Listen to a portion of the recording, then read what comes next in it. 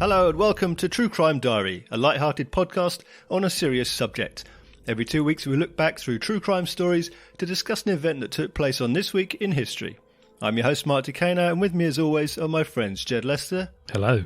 And Rue Turner. Hello. So the date we're looking at this time is the 25th of May, and in 1946 in Paris, France, Marcel Petiot was executed, having been found guilty of, among many other crimes, 26 murders. The popular press dubbed him Dr. Satan. Wow. Or I should say, Dr. Satan.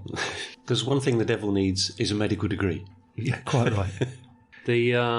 What was his chosen... now, obviously, I don't know anything about this. What was his chosen method of killing? Well, like all doctors... They Was he a love doctor? killing. But Yes, hence the title Doctor. Yeah, but I thought that was a nickname. Well, the Satan part was the nickname. The doctor part was there because he was a doctor. Oh, right. Sorry, I thought that was just a... Right, okay. He's actual Satan. For nickname, we'll call him Dr. Satan. It's Satine, actually. Right, okay. So he was he a GP? He was a GP, yes, Was a he? general practitioner. Right, okay. Shipman. Like Shipman. Right. Yeah. Harold Shipman, everyone, for you murdering doctor fans. he was kind of the love child of Shipman and Henri Landru. Yeah, exactly. Landru we talked about before, Bluebeard. Yes. And, Harold Shipman we haven't talked about. But less It's a bit romantic recent, than Landru. but less romantic. A bit too recent. Bit recent, for us. Shipman. But he killed over 200 people. Sure. So he was better than... More proficient. Yeah. Certainly a higher scoring trump card. Well, yeah. So what was his... Would he administer Yes. things He would kill by lethal injection. Really? Like Shipman. like Rue No, unlike me, he would kill people by Like lethal Rue, he injection. killed and people. finish the sentence? Like Rue, who's got a tickly cough, would he have killed Rue with a lethal injection, even though he came to the doctors with, Doctor, I've got a slightly tickly cough? Well, or were they probably not. specific demographic? They were a specific demographic, yes. Let's talk about who he, Yes. and then we'll get into his crimes. So his name was Marcel André Henri Félix Petiot. C'est un Français. Il s'appelle Marcel. When he was a youth, straight away he was a wrong un because he was like a thief and he was like a rebellious teen. Right. So he's a life of crime from the That's how, earliest days. I don't think the sentence has ever been finished, and then he became a doctor. It just doesn't happen like that, does it? No, Especially if you continue that sentence, and then he became a politician. What, as well? as well. Really? Yeah. Really? So it was quite bad. It wasn't just, you cheeky... Well, young no, scamp. he was expelled many times from different schools. He had psychic valuations, Nicking stuff. and each one of those said that he was a nutter. Right. No, okay. But I think when he was, 11, he let off a firearm in a class. Took his dad's gun to school Blimey. and fired it into the ceiling in the classroom. God. Yeah. So they called his dad up to the school, and his dad burst out laughing. Thought it was hilarious. Yeah, exactly. So you can Okay. imagine. So his guidance was... Yeah. Yeah. Aside from the And fact that he owned from a most gun. accounts, his father wasn't really around anyway. Right, but you know what I mean? There must be other examples, but I can't think of any... Oh, he was a right old wrong un, but then he became a doctor and a politician. What? Did he? Did quite well for himself then. Vaguely admirable. Oh, yes, well done. He had a sort of an interesting route into the medical profession, though. Let's be honest. Yes, he did. Yeah. Because he, apart from being a wrong un, he did have a slight influencing factor in his career in the war. You know, there was a massive war which killed hundreds of thousands of people. Yeah.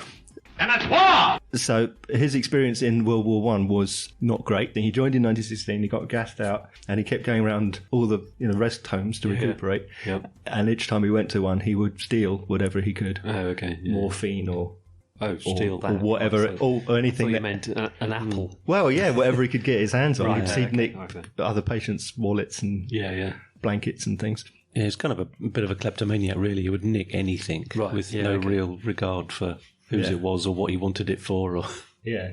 And even despite being diagnosed with mental illness again, he went back to the front in 1980. I was going to say, did he fight? Yeah. He joined up, volunteered. So here's a completely unconnected thing. So I know someone who Fought in World War One. who was kind of normal and had a bike accident. I don't believe fell that. Off his I don't bike. believe you know anyone You who's don't kind know of anyone normal. And he fell off his bike and he hit his Yes. head on the curb. Yeah.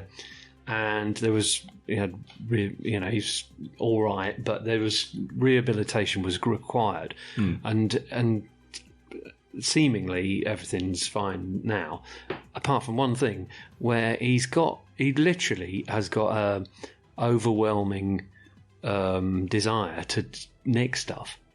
Wow. From a bonk on the head, obviously. I mean, he doesn't, he doesn't in the sense of, I've nicked a car, but anything he sees just feels the need to nick stuff. And I was like, what? And anyway, so it's exactly like him. Yeah. And is that person now a serial killer? Well, he might be. I don't know. As far as I'm aware, he's not. When you say you know someone, is it you? Asking for a friend. I'll flat out ask, is it you? Where's my laptop? My pearls, said Rue. Whenever this obviously doesn't happen very often. Right. Whenever there's someone turns some lights off or whatever, and I've done it at a football stadium as well, where the floodlights have gone out. I'll always shout, "My pearls!" Just because it's a cartoon thing to shout, or it's a kind of 70s Agatha Christie thing to my pearls. Yeah. Lights go out. There's a single gunshot thud. Lights come on again. Yeah. Lights come on again. All the furniture's moved.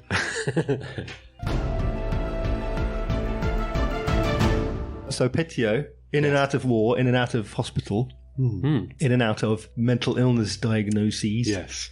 Until at one point in 1918, he went in with a foot injury. Allegedly, he blew his own foot off with a grenade, or tried to. Oops.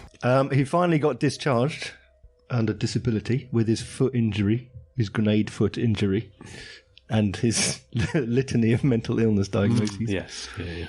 And there was a war veterans education program which he joined. He did medical school in 8 months Really? because it was accelerated to get the remaining Yes. veterans back help into people, the society. Yeah. More for society than for their benefit because there was no one there. And what's even more amazing is that the reason that he got out of the war was because of that. In that mental assessment they did of him, he was classified as 40% disabled mentally. 40% So that was disabled. publicly on record that it was 40%. But Yeah. just make him a doctor. So Fine, that's what we'll do. We'll train him to be a doctor. Yeah. Not like a hod carrier or a, it's medicine for you. Those hands, those skilled hands of yours. Exactly. When I say he completed medical school in 8 months, I don't think that was out of some incredible prowess that he had. I think that was just hurried along. Right. Do you know what a bandage is? Yes. It's a degree. So in 1921, as a qualified doctor, he was getting a medical pension from the government and obviously paid because there was no health service. He was getting paid by patients as well. Well, that was the pension that he got as a result of being registered disabled. Yeah. And he received that pension to the end of his life. Yeah, even while in prison. Right. But he also started getting a reputation because the petty thefts continued. But also, now that he was a doctor, he was accused of illegal abortion and supplying narcotics. Yeah. Which were easily obtainable. Yeah, but also remember, this is like now in the early 1920s when things like heroin and you could just buy in the shop. Cocaine. Yeah. You could buy cocaine. Yeah. Dental based whatever. Floss. Yeah. Readily available. Yeah. Right, okay. There were gift baskets for troops at the front. Did you know about that? No. You could buy a gift basket from Harrods that had heroin and cocaine and stuff in it to send to troops at the front. Brilliant. Wow. Just gives them a healthy pep. Yeah. It's quite Moorish as a It's a little heroin, bit- isn't It's it? completely non-addictive, according to the advertisements. Good for your health. You can put my name at the top of your Christmas list. It's like they used to carry around when they discovered was it Marie Curie? Radium? Radium. When they discovered radium, and they put it in everything, put it in toothpaste. And, Yeah, That's true, yeah. and then like just carry it around, it gives you a healthy glow. It should be pointed out that his patients absolutely loved him. Yes, He was really popular. because they were all high on narcotics. Sure, yeah. Because he was like very attentive. He was one of those doctors who would sit and listen. Sure, yeah. You know, but Yeah, how are you? psychopaths are good at that. How much money do you have? Bring it with you next time. And he would do treatments to the poor patients for free. Right.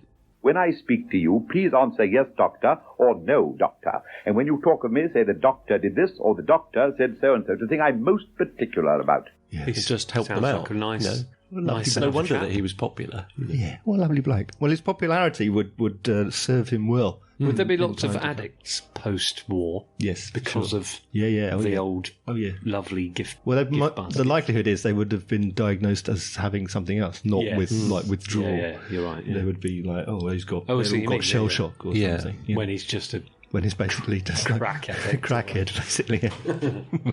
right. Okay. Anyway, State-sponsored crackheads. Well, yeah, exactly. Yeah. One way to keep the population in line. They just do it with chemtrails now.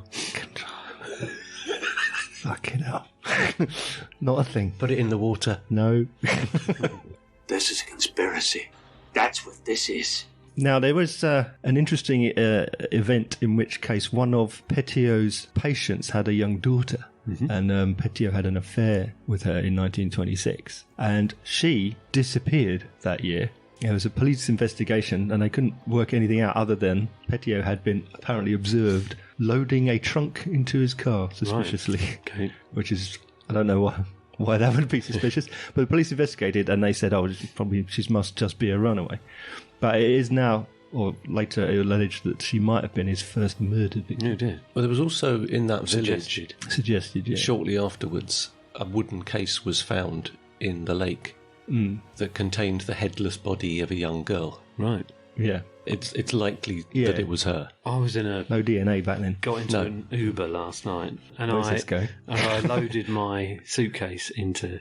It was quite heavy, my suitcase, and I made the noise that most of us make when we lift things. Sit down, stand up, lift, stretch, and it was a kind of kind of thing. I think within a 0.1 of a second, he said, "I assume there's a dead body in there," like with a completely Good man. completely monotone, straight face. I presume that's a dead body. I went, yeah.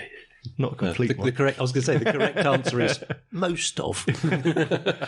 Some of it. Technically, no. But mine was merely a hilarious quip from a cab driver, but his was actual. Was it? A probable, possible, likely, right, okay. actual. Yeah. Because it was thought that she may have got pregnant, and that was a point that he wanted. Exactly. Right. Well, this is a situation that's I'm not in control of anymore. So if she was his first victim, then he's now established an excellent way of solving problems. Yeah. Right. And he got away with it.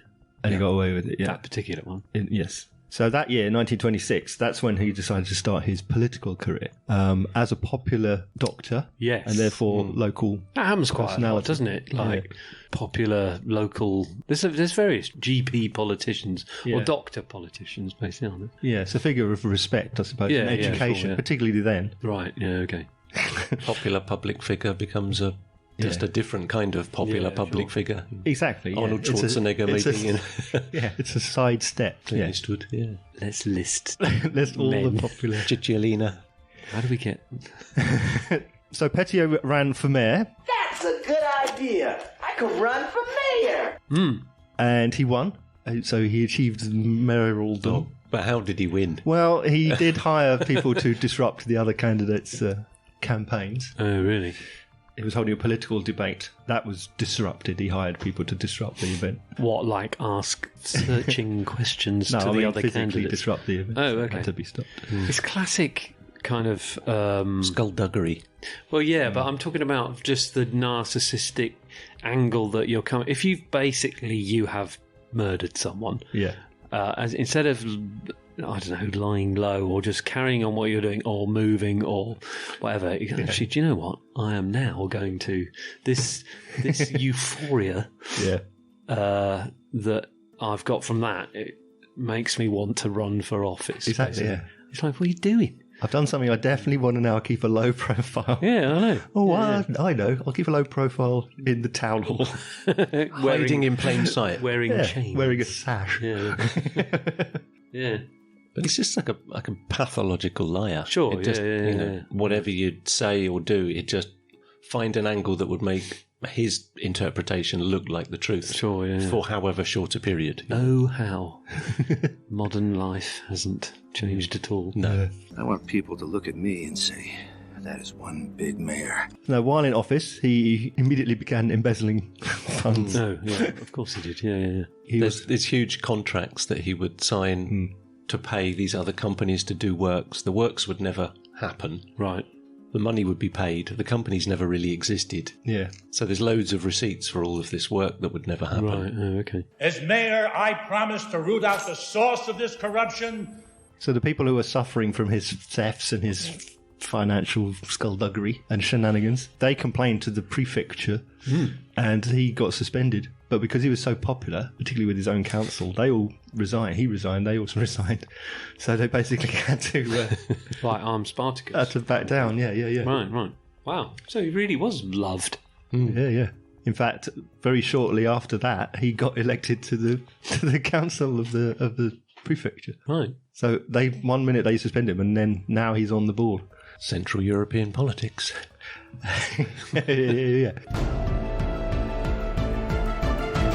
They were now in the early 1930s. He did lose his seat on the prefecture, on the council, because he was accused of stealing electricity.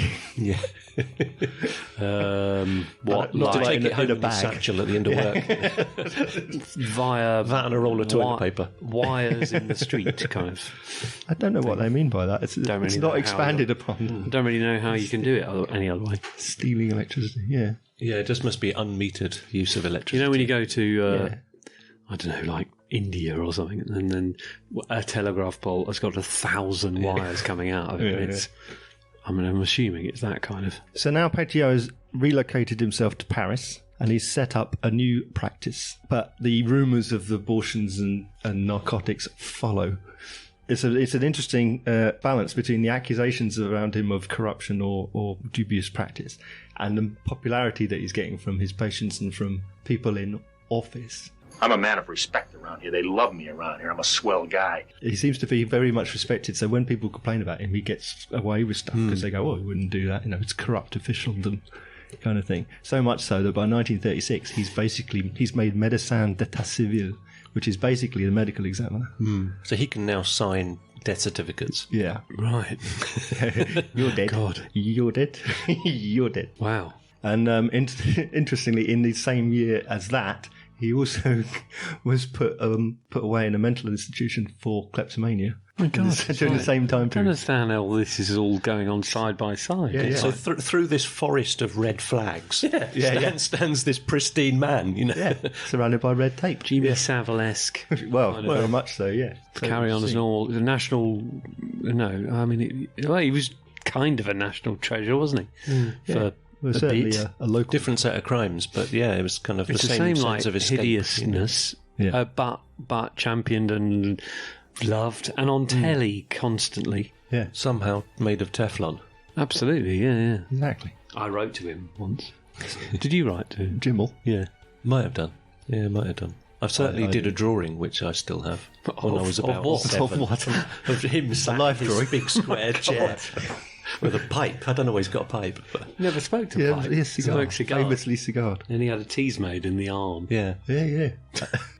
I said, can I go to Legoland Yes. with you? Knock yourself out. With you, Jim. Did you get a letter? Well, back? Fortunately not. No reply? No. Not his type. No. Too old for him. Clearly not, yeah. Shudder. Literal shivers went down. Yeah. So come 1940 then, World War returns. And that's war! WW2. Yes. The quickening. So Petiot, ever the friend to his patients, would give fake disability papers to anyone who was drafted to serve as labour in Germany. Get out of it. Yeah. Right. So 1940, Germany defeated France. Yes. People are now being Nowadays. drafted for labour, Are they? and Petiot is getting them out of it. Right, Because okay. he's a good... Labour to do what? Rebuild things? Because everything's been Go to flat. Germany to make guns and Oh, right. Oh, occupied France. occupied France. Oh, sorry. Right. Oh, okay. Oh, so it's like a resistance-esque. Yeah. I'll get you out of it. Yeah. So Petiot, he always claimed throughout the war and after that he worked for the resistance. Right, okay. And he was doing great things like this. Cool, Although, in fact, there's no evidence of that. In fact, all the resistance movements after the war said they didn't. Oh. He didn't do anything, and all the resistance movements that talking he about? quoted that he worked for didn't exist. So, But regardless of that, he helped people But he did not help people. go to German, labour camps. forced labour. Yeah, right. Yes, this is German-occupied Paris. Yeah. So 1940, France capitulates. The Germans occupy basically the top 2/3 And the coast and on the the coast, west. on the west coast of France, and then the rest of it is basically a puppet state. Yeah. And all the colonies are run by the puppet state as well, Vichy. So while he's working in Paris, people being drafted into labour, he's giving them false disability Oh, okay. certificates. So they don't Again, have to go. Quite What nice a good of him. bloke. Yeah, Yeah. that'll make him popular. What's to not love? Yeah. And then anyone coming back from Germany, he'd like treat them for free who would come back with illness. So I mean, he's top bloke. He's a What a lovely decent guy. Lovely guy. 100 good deeds cannot atone for one murder. 1942, he got a conviction for overprescribing addictive Yeah, drugs. but he was doing it for... I don't know why he was doing it. He was doing it for nice reasons. Well, there were two addicts who were going to stand against him, but they mysteriously disappeared. Oh, dear. But he still got What do you convicted mean anyway, addicts who stand... Because he... who were going to stand as prosecution witnesses that he was overprescribing narcotics. But they then... He got us this way addicted to drugs. Right, okay. But they mysteriously vanished, so... But he was still convicted anyway. Okay. He got a fine of 2,400 francs. 200 quid? That seems quite a lot, actually, doesn't it? 20 quid. 2,400 francs in 1942. 20 quid, I'm going to say. No, I reckon it's like £20,000. So we're close. I don't know why we've zeroed on the word, starting with the word 20. Got both of us. Okay, so 20,000 francs would be $400, so 2,400 francs. So it's probably would be 200 quid. Like $45. Oh, American. right. At the time. Oh, at the time. $45 American, so Then. it might be 20 quid. And then I was thinking, more would it be worth now? $1 in 1942 is worth $18 today. So it's $833. So it's about 600 quid. 650, something like that. You said 20,000, Yeah. you madman. So I said So it's not a lot. 200 and I said 20. I mean, So I win the war money debate. no, you were definitely closer. It just seems like Yes. 600 quid now for overprescribing. It's not murder, is it? Because he prescribed narcotics. That's not the issue. The word is over. I suppose. He's written an extra prescription or two. Yeah, Whoopsie. I suppose. No. It's a slap on the wrist, isn't it? Basically, yeah. Although, when you think that... obviously, it was enough of a slap on the wrist that two people mysteriously disappeared. I forgot about that. Let's not forget, yeah. Yeah, but he wasn't slapped on the wrist because of that. No. Where are they? I don't know. Anyway. Well, they're addicts. Anyway. They could be... They're probably at the bottom of a river somewhere. Can't trust them. Well, they were at the bottom of a river. Well, they were at the bottom. They were in the but Seine. They didn't know that at the time. Were they? Yeah. They were mad as well. Likely. Well, it was later. I think later on, a couple of bodies were discovered. Or more than a couple. Yeah. Yeah. Insane. I don't know if those two particularly among them, but yes. Water leaves us no trace evidence of any kind. Oh, okay. Typically some with heads removed and, strangely, stab wounds in the thighs. Right, yeah. Well, you'd know all about it. In fact, I'm surprised one of your ancestors, one of them walking by, there's some thighs in the room. Oh, yeah. I've forgotten your familiarity with aquatic thighs. Well, the thing that's interesting about the stab wounds in the thighs is that they're not for stabbing, but a pathologist says to let the air out. No, it's like when you're doing when you're chopping somebody up, when you're doing a post-mortem on someone, it's pretty common. Like, you need somewhere to put your knife. So it's actually pretty common to just stab it in the leg. Yeah, because butchers go... You're just like, no, and you just poke it into the thigh, carry on work. Yes. They never mention that on CSI. You don't have like a... No, you're right. Yeah. You don't have I don't know, a surgeon's pincushion. You know, you just use the thigh. Absolutely, yeah. I can understand that. Just pop that in the old surgeon's pincushion. Interesting. I'm sure on TV they have a nice little tray next to them on a trolley, which they gently put them down in a perfect row. Yeah. But in reality, they just poke it in the thigh and carry on, because it's in exactly the right position to pick up again when you need it. Absolutely, yeah. Hello, my name's Mark Decano and I host the Comedy in a Nutshell podcast, in which I talk with those in and around the comedy circuit, and most especially the comedians, about what comedy means to them. Simon Amstel plus Lena Dunham plus Mr. Blobby. I thought that would be a good combo. Every gig you get is somebody else not getting a gig. Sometimes I've had people like pull out a notepad and I've been like, oh no, thank you. You are a jester and you're here to bring light relief to people's lives. Somebody at the end was like, oh my God, she's dirty. And I was like, thank you very much. My boyfriend says he feels like he has to tread very carefully because he was like, I know that everything has the potential to become material. I can now give to people and they definitely in that moment are having a good time. So if you want to know more about what comedy means to the people at its heart, then hear it straight from the horse's mouth. Comedy in a Nutshell, wherever you get your podcasts. Welcome to Fringe, baby!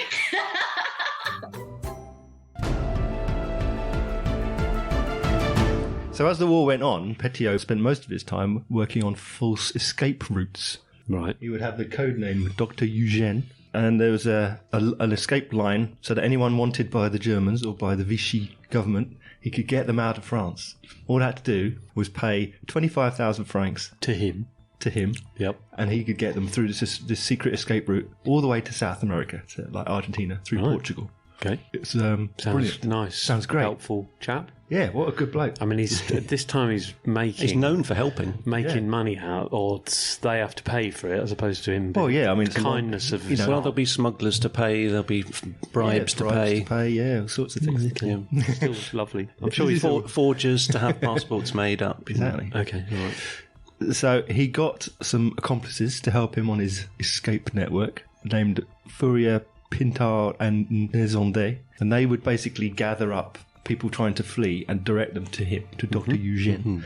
So these are escaping Jews, people from the resistance, other criminals. Right. What would happen was once they got to the doctor, he would say, well, the Argentine officials, for when you get there, you have to be inoculated, so I have to give you a vaccine. Yes, doctor. Right. And vaccine certificate. So you need a vaccine certificate to get in. Yeah. Right, okay, yeah. So then he would inject them with cyanide. Right. Thinking behind bothering. Well, they would die. Well, I know, but they would definitely not catch the disease. Well, they would. Well, I know that, but I mean, why isn't he? So they would agree to be injected, and then he earns, and then it. He's had 25,000 francs times without having to do any work. Yeah. Mm-hmm. And then plus whatever they've got on them, they're fleeing with all their valuables. Yeah, exactly. You would always tell them to bring your most valuable possessions with you. Okay. Bullion, pearls, gems. My pearls. Cash. Yeah. Because you can use those when you get there. Right, so this mythical... escape line, yeah, it's all nonsense. Right, my opinion's wavering. Are we talking a lot of people? Yes, he started small, as you do, but then he started to industrialise. Sure, well, if he's got three people directing, three workers directing people to him... Yeah. And they were earning from this as well. Of course, he'd be paying them. Yeah. Ultimately, he was charged with 27 murders. Oh, I thought you were going to say quite a lot more than that, but... It's thought he killed more than 60. Right, yeah. But it could be in the hundreds. Which he openly claimed at least 45. Yeah. But he's saying, these are bad people, so would you care about them? Why are they bad? Well, they'd be Nazis. He claimed... they're fleeing Nazis, right, okay, yeah. Well, the classic... That's his claim. South American... Again, he claimed later on that he only got... when they found all the bodies, he said, well, yes, I killed enemies of France. Yes, they were Nazis. And on the basis that was a classic escape route to that part of the world, Yeah. then you could say that, basically, couldn't you? But Yeah. The odd thing is, cyanide's actually really expensive. It's not like... Well, he had 25 grand in his pocket. Yeah, true. It's not that expensive. I'm sure for you someone, could I get mean, something that's I don't think he... Weirdly, I don't think he was doing it for the money. I can't really see why he was doing it. Oh, yeah, he was 100% Because he was for the money. Well, yeah, but he wasn't And for living the some joy of it. extraordinary life. I mean, he was pretty comfortable, but all these possessions were just bundled up in his house. Right. They're just kind of stockpiling. Well, yes. Also, he was a lunatic. That's true. Which had been well diagnosed many 40% of times. him. So be using like quite He an just likes expensive taking all their cyanide. stuff, and it's easier to Which be a would- kleptomaniac if they bring it to you. And cyanide killed you very gently. You know, it was a kind death. You're not a doctor. You jet you with cyanide. Kind death. you'd A kind of kind murder. You'd sleepy, you'd sit down in the chair and you'd pass out and die. Really? Yeah. So it's not like in the films? No, really. What about a That's more tablet arsenic. thing? Classic. That's that's yeah. I mean, froth. it's quick and relatively painless. Yeah. Oh, right. Basically, you'd pass out and then die. Yeah. So Dr. Eugene had his own form of eugenics. Yeah. Hey. That's the joke of the show. Yep. That's the only one, folks. That's a form of joke. Yep. So Petiot would dump the bodies in the Seine, but later on, in 1941, he bought a new house at 21 Rue Le Sueur, which is near the Arc de Triomphe, the world's worst roundabout. 10-15 minutes walk from Arc de Triomphe. Still there? The Triomphe, yeah, is still there. 21 Rue Le Sueur was knocked down in the 50s. Mm-hmm. Because of trophy hunters. Probably. Or just... Yeah, well, it was probably just derelict and nobody wanted to live there. Having now moved to a new location, he would bury or burn the bodies in the basement of his new house. When they finally went into the house, they found, I think, the remains of 23 people in the basement. He had a pit which was layered up with quicklime. So he would desiccate the bodies in the quicklime, and when they were dry enough to burn, he'd burn them in the furnace. And why are they burning the bodies? Why don't they bury them? Sounds like quite a big basement. Yeah. Well, he had a lot of money because of all the thousands of francs. Yeah. Now, at some point, the Gestapo found out that there was a so-called escape route for people they were interested in. Robert Jodkum, the SS officer of the Gestapo, he was the guy that caught him and arrested him, and then subsequently tortured and interrogated him for 8 months. Yes. The Gestapo, they arrested the three other guys, Fourier, Pintard and Nizone. Arrested them. They didn't know any resistance people. They only knew Dr. Eugène. Yeah. So the only thing they could reveal under torture was that Dr. Eugène was Marcel Petiot. So then they released Nizone and picked up Petiot. Yeah. Who then he was tortured for months, and he didn't know any resistance people either. So they literally couldn't reveal anything because they knew nothing. So ultimately, they were released. Yes, his fellow prisoners said he was the bravest resistance fighter they'd ever met. That's the guy! That's the hero! He didn't tell anything because he didn't know anything. Yeah, he had his teeth filed. All sorts of horrible things were done to him. Yeah. You can't scare me with this Gestapo crap. Jodkum was sent back to Germany shortly after this and was never seen again, and it was thought that he was just got rid of for embarrassing the Gestapo. Because he didn't find out. Yeah. Well, Jodkum, he got a prisoner and basically made the prisoner try and infiltrate this escape route, this network. And then, weirdly, he just disappeared. Dang, where'd they go? It's funny, that. So in 1944, Gestapo released the men. Everyone's out. On 11th of March, neighbours in the Rue Le Sueur noticed a bit of a smell. Yeah. Funny how that comes really. up. Yeah. Acrid smoke billowing out of the chimney. Yes, absolutely. This had been going on for a day or so as well. Yeah, long time. It's that kind of greasy smoke. Your classic. Meaty? Oh no, you said they were dry. One of the neighbours was being sick as a result of it. Yeah. Police called the fire brigade because they thought there might be a fire in the chimney, which of course is you would expect there's a fire in the chimney. Hello, police. Can you call the fire brigade? But they did. So they broke into the house and they found the basement. Obviously, they found. It's got a basement. But there in the basement, there was a fire, and there in the fire were human remains. Oh, dear.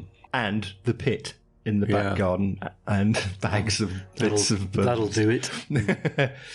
But also, as Rue alluded to, all the property of the people, all the victims' stuff was just like possessions scattered around the house, all their bags. Dozens of suitcases and loads of possessions, like masterpiece paintings just kind of stacked one on top of each other in the corner. Really? Yeah. Jewellery, all sorts of things. Passports, Yes, all the money in the world, and what good is it? And news of this discovery spread like wildfire. Now, bear in mind, there's a war on. A pretty large conflagration is occurring. This is... Scandinavians have heard about this story. It's all across Europe. So now, Petiot has to flee. He flees. Of course he does. Although, he turns up at the scene of the fire.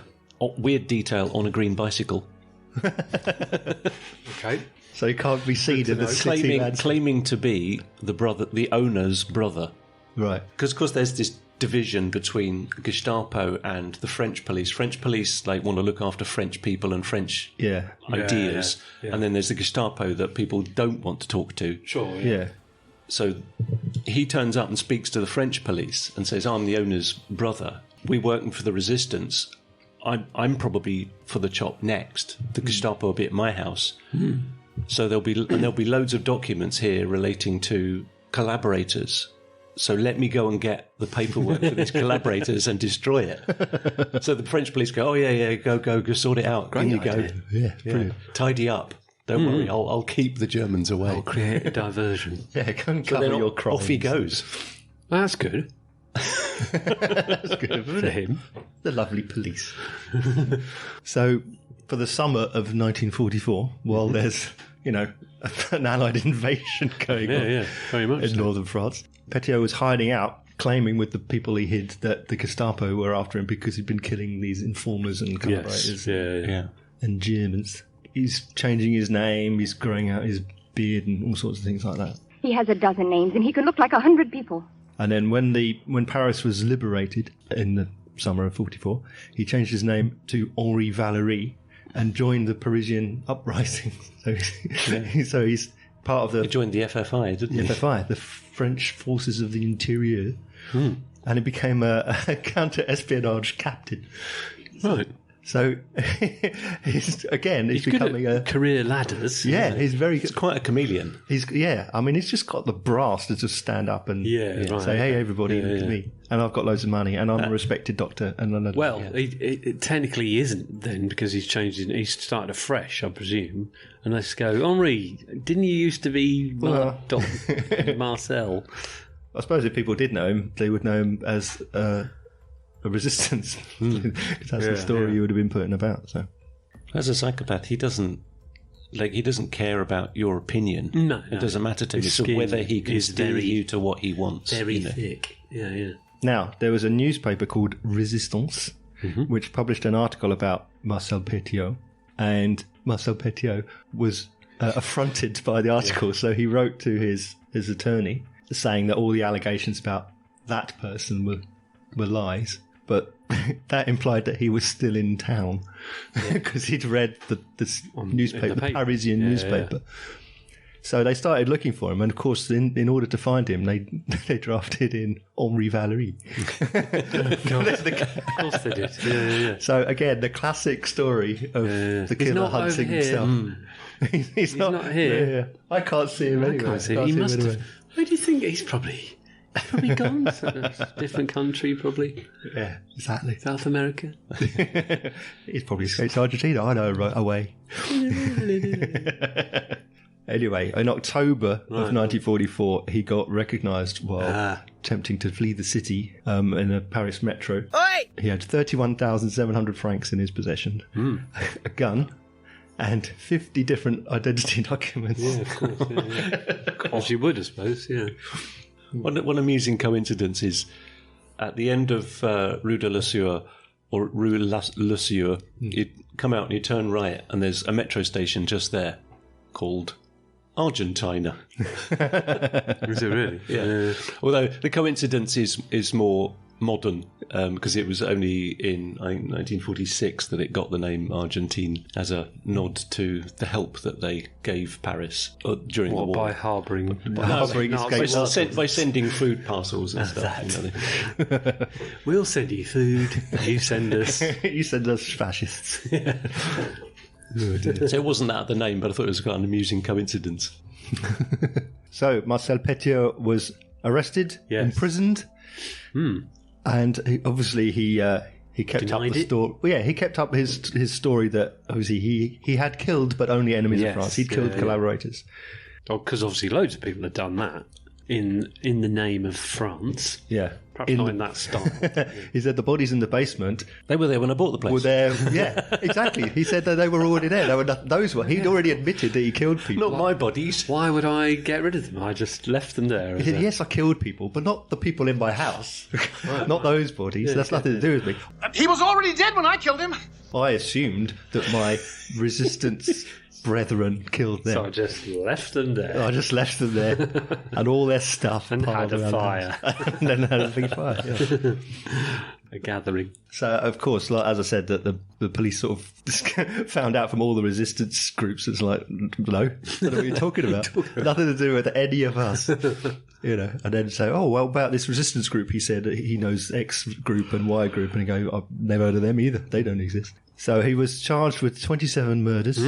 And 135 different crimes in total, of which 27 were murder. But I think he probably got away with hundreds more, basically. But potentially, yeah. I mean, it's pretty industrial. That I've seen the footage of the basement, and it looks like a lot of industrial disposal. Sure, yeah. Again, and I can't emphasise this enough. There was a massive war on. Yeah. Yes. Yeah, so criminals tend to get away with quite a lot during the entire population's attention is elsewhere. Yeah, sure. So I mean, the likelihood is if you admit 20, then it's probably 200. Sure. Yeah. Absolutely. Yeah. So was he guilty? On the 19th of March 1946, he went to trial. 135 charges, I say. A lot of it would have been like fraudulent documents, etc., etc. But 27 murders for profit. They estimated he would have made 200 million francs in total. Wow. Out of fees and theft from these people. Petiot loved being on trial. Yeah. He loved it. He loved it. He liked the attention. He was taunting all the lawyers. When he went into the court, didn't he say something to the effect of, this is going to be a lot of fun? Yeah. Exactly. He absolutely... It was of centre stage, which is why, he was the mayor, for crying out loud. So he loved being in charge. Yeah. Being the authority, having the power, whatever it was that was happening. If he could control it somehow, he was happy. Let's face it, it goes back to me going, why did he want to become mayor? It's just continuation, control. Isn't it? Yeah, exactly. Yeah. He said that all the victims had been collaborators or agents, and that people that he helped were all alive and well and living in South America. But you can't find them because I've given them all new identities. Because they made it. To be fair, that's not the worst thing to say, because that's exactly everything he said is exactly what people wanted to happen or believe, probably, wouldn't it? Exactly. And this is why he got away with all the things he got away with. This is why he kept being a respected civil servant and as well as doctor and everything, because everything he says is always, yes, that makes perfect sense. It's a perfectly reasonable thing to say. He finally admitted to killing 63 people. Oh, okay. Whether that's true or not.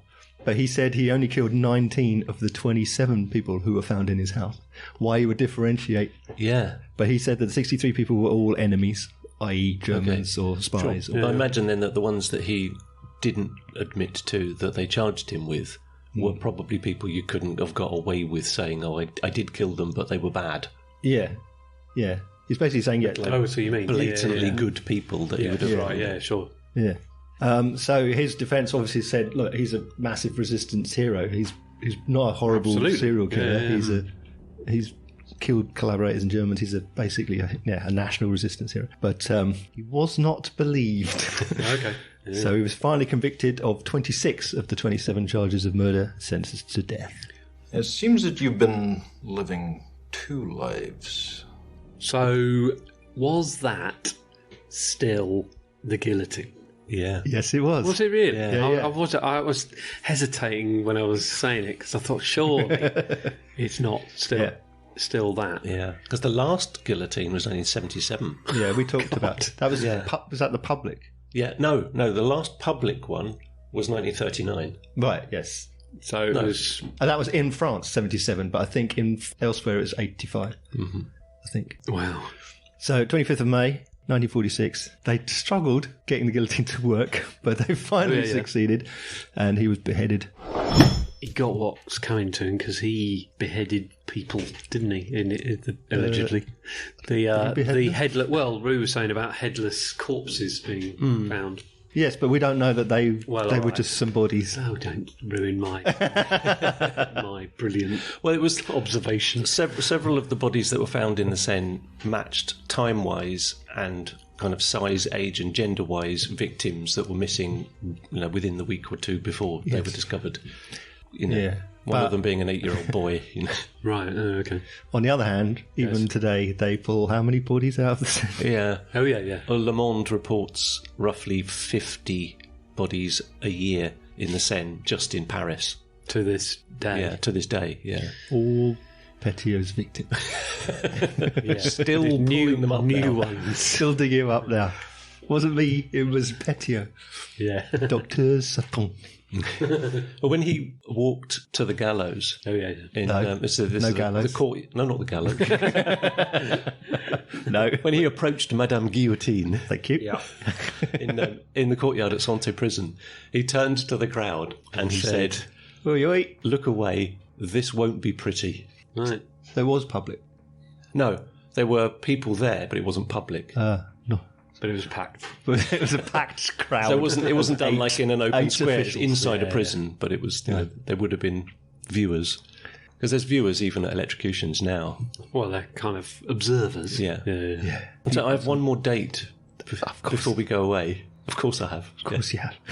No, it was just. I thought it was really interesting that when do you think the guillotine was removed from the penal code in France? This morning.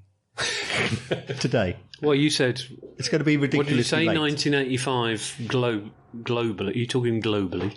No, in France. In France. Yeah. So what was that before? 77. You said 77 was the last execution, which means it was probably another. Well, the next day they would have 2007. Put it in a box. No, it's not as recent as that. It's 1981. 2006. Penal code stated any person sentenced to death will be decapitated. Oh, so they took the term out. Yeah, so that was removed. Oh, that term was removed. After 1981. They will be killed, but we're not going to tell you how. Yeah, they'll be decapitated. And they're going to be decapitated. So method, just... With this spoon. With a dripping tap. This biro.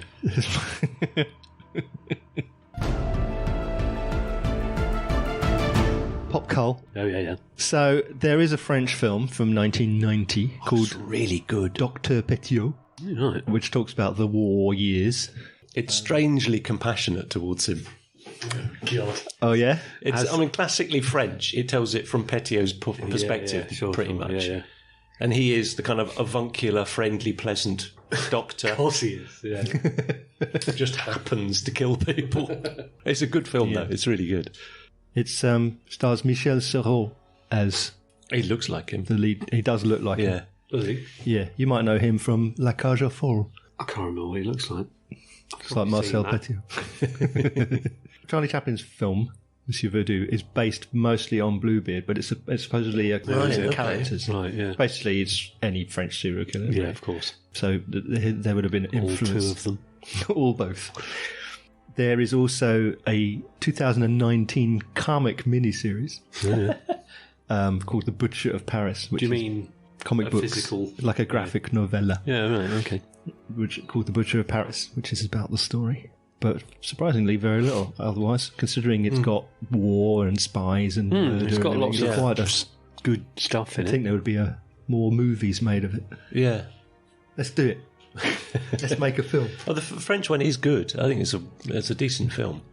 It's well worth watching. Michel but it's a shame Serrault. that it's the only one, because like you say, there's so much rich texture around it. Yeah. Maybe it's a touchy subject. Yeah. that's all for this time and for this series. Any outgoing thoughts, chaps? It was all right. We all have to choose one. Malloy. Malloy, interesting. Yeah, I just love the story. I think it's a brilliant story. Yeah, it is a really good story. And I do remember we had a lot of fun recording We that. did, yeah. Well, mainly because we were like, what? He's dead. Hang on. Yeah. I'm going to say... well, if you've said... Right, we can't choose the same one. So I'll say Millennium Dome. Yeah. Which was... well, it was modern day, and it was a heist, and it was just... I quite like that kind of... Heisty. The planning and what ultimately happened kind of story. Yeah. Or if we're definitely not allowed to pick the same one. No, you can't. Them's the rules that you just made up. I think I'd probably have to go with Rasputin. Yeah. Really? Yeah. I would have laid money you'd pick the Scream. Oh, yeah. The sigh. The heavy sigh. Or as one of our listeners put it, echoing Jed, 2 blokes on a pier. Yeah. A bald bloke on a Bald pier. bloke on a pier. Bald bloke on a pier. I mean, that's also true. We've had a couple of comments on our YouTube channel. Obviously, we don't video this, but for good reason. for many very good reasons. We each have a face for radio. Yeah, but the pod is put Just as a put video on it. format on YouTube, but without a visual, obviously. And it had a couple of comments from Wieland IV, or Wieland 4, who said, "Great podcast, peeps, in relation to the Bluebeard of Gambai episode." And Thank you, Wieland. the same person also commented on Marbaka episode. I heart you chaps, smile emoji. We heart Which is you nice. too, Wieland. We heart all over the place. So yeah, a couple of nice comments, and always welcome. Yeah. Send Say us whatever you those in. want. Is there subjects that we can look forward to for when we start up again? Yes. And I'll tell you if I want to do them. Well, there are a few that I am proposing for the forthcoming season. Oh, yeah. Which may or may not be confirmed, but these are the ideas that are currently on the table. The acid bath murderer, John George Haig. Very Wonder famous. what that's about. When was that? That is from the 1940s. Right, fine. The Dalton Gang, which is a US, late 19th century American gang. Fine. The Brinks-Mat bullion heist from Heathrow. Which one? Brilliant. The Heathrow one, yeah. The Brinks-Mat, I don't know what the dates are, but we're approaching 40 years, aren't we? This November will be the 40th anniversary. Yes. Is that why we're doing it? Yes. Oh, right. Sorry, I've just... By the way, listen in for when we make that announcement that we've just made. I've just ruined it. Lord Lucan. Really? Yeah. Oh, excellent. In fact, I'm surprised we haven't done that before, because that's kind of obvious, isn't it? That's a really good one. That's a good one. And I thought we might talk about the theft of the Stone of Scone. Ah. The Stone of what? Scone. The Stone of Scone. Scone? Well, it being coronation year and all, they would have needed that to crown the king. Fine. But, yeah. All exciting stuff to look forward to in the upcoming season. Thanks very season much 5. for listening. I mean, I've no idea if anyone's listening, but I thousands still of people. thank the people because we enjoy doing it, and Mark enjoys putting adverts for his other podcast in this podcast. Quite right. Because otherwise, where else is he going to put This one has an audience. If you want to know more about what we've talked about on this episode, then just Google it or something. You can listen to all of our previous episodes on our website. That's www.truecrimediary.co.uk. Please remember to leave a review on your podcast provider if you can, or you can email us. That's stuff@truecrimediary.co.uk. My thanks to Jed and Rue, and to all of you for listening, and we'll see you again on next date in our True Crime Diary.